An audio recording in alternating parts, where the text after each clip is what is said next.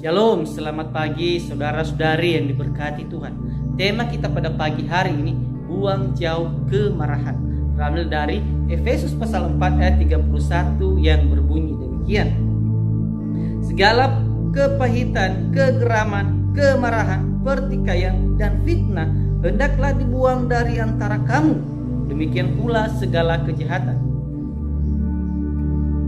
Paulus menegaskan bagi saya maupun saudara-saudari yang sudah lahir baru atau sudah menerima dan percaya kepada Yesus untuk membuang jauh kemarahan kita, dan jangan sampai lagi kita atau saudara-saudari jatuh dalam kemarahan yang sama seperti kita belum mengenal Tuhan.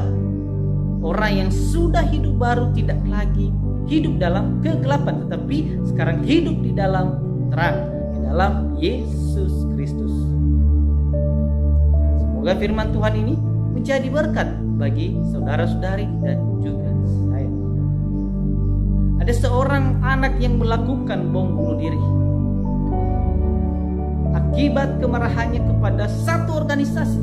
Anak ini sudah tidak peduli, dia mati lagi oleh karena kemarahan yang sangat dalam dan kebencian di dalam hatinya oleh karena perselisihan di antara organisasi.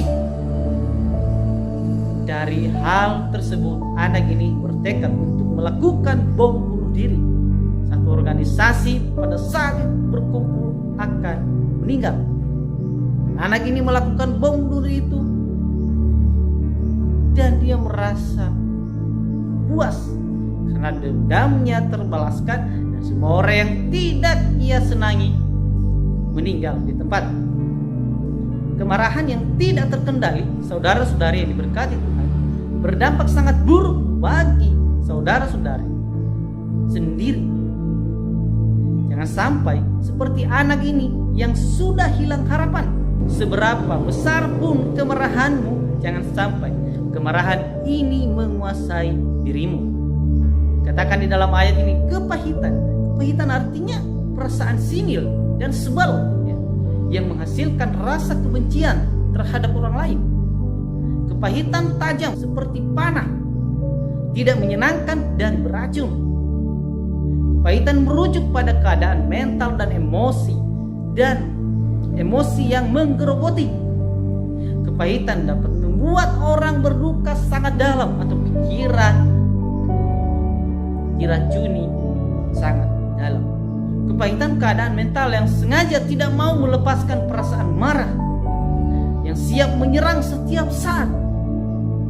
Bahayanya adalah roh menolak didamaikan, yang akhirnya kepahitan yang selalu berujung murka yang tidak terkendali.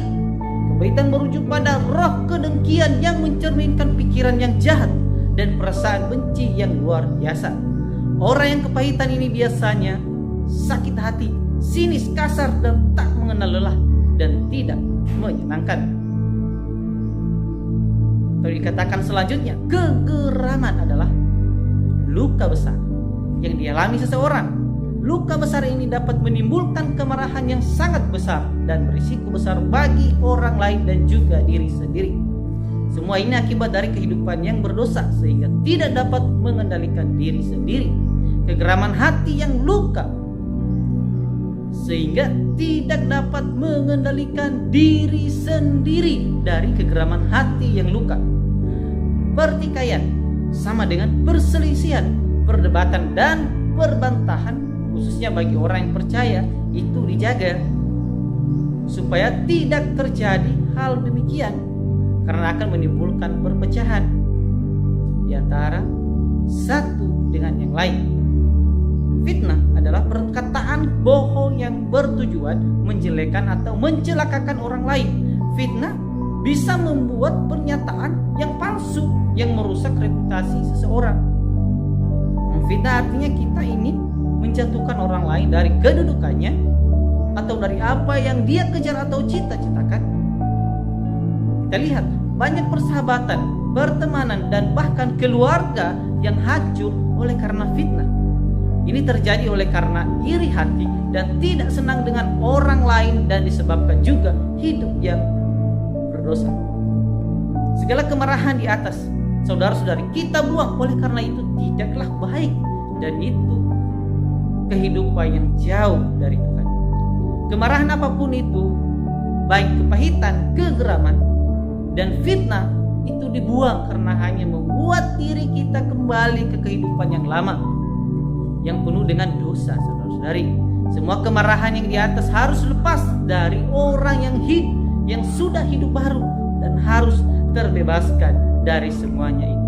Oleh karena yang ada di dalam diri orang percaya adalah roh kebenaran atau roh Allah sendiri. Jadi saudara-saudari yang diberkati Tuhan, buanglah jauh-jauh kemarahan itu daripadamu. Jangan terpengaruh dengan godaan dan tipuan si jahat yang ingin engkau terus hidup di dalam penderitaan.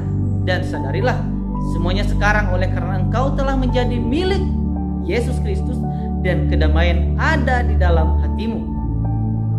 Amin.